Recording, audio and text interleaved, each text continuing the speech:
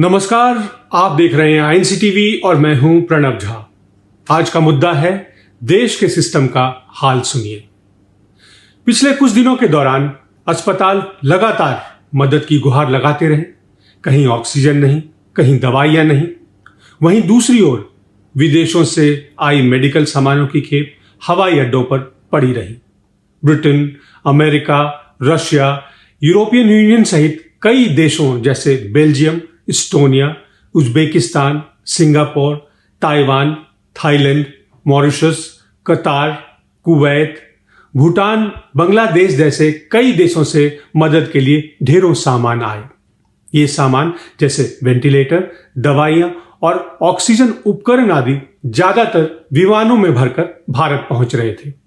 परंतु यह बताने वाला कोई नहीं था कि विदेशों से मेडिकल इमरजेंसी के तौर पर आ रही यह मदद किन किन राज्यों को और कब पहुंचाई गई। अंततः इस पर कोर्ट तक की टिप्पणी आ गई।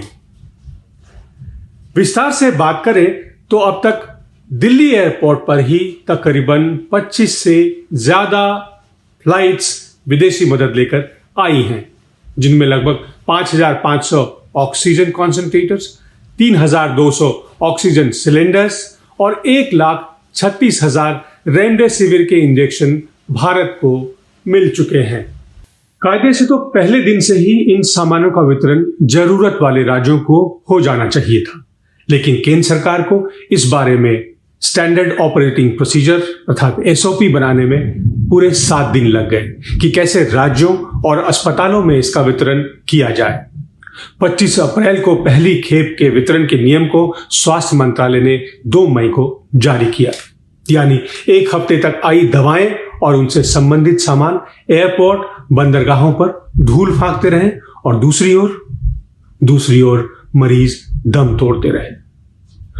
विदेशों से आ रही मेडिकल मदद एनजीओ, रेड क्रॉस सोसाइटी के जरिए हो रही है। मेडिकल सप्लाई राज्यों तक ना पहुंच पाने के सवाल पर रेड क्रॉस सोसाइटी के प्रबंधन का कहना है कि उसका काम सिर्फ सामान को कस्टम क्लियरेंस से निकालकर सरकारी कंपनी एचएलएल को सौंप देना है।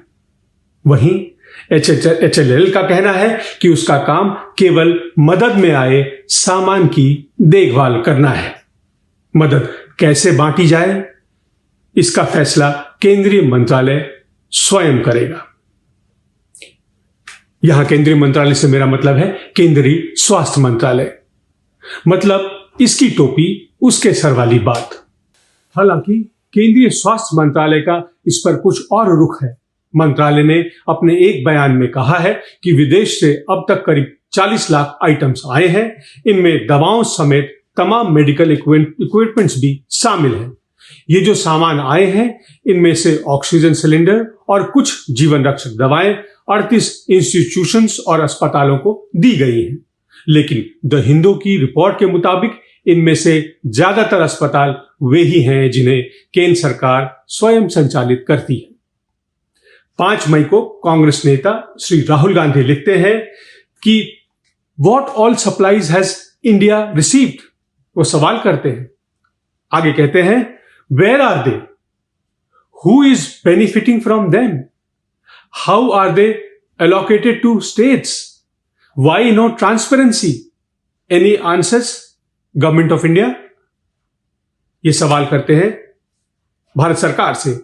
अफसोस इस बात का है कि भारत सरकार विदेशी मदद तो ले रही है, पर आश्चर्य तब होता है जब दिल्ली में विदेशी दूतावास को मदद की जरूरत पड़ती है तो कांग्रेस पार्टी के कार्यकर्ता फौरन मदद करने को आगे आते हैं और इस पर भी विदेश मंत्रालय को आपत्ति होती है।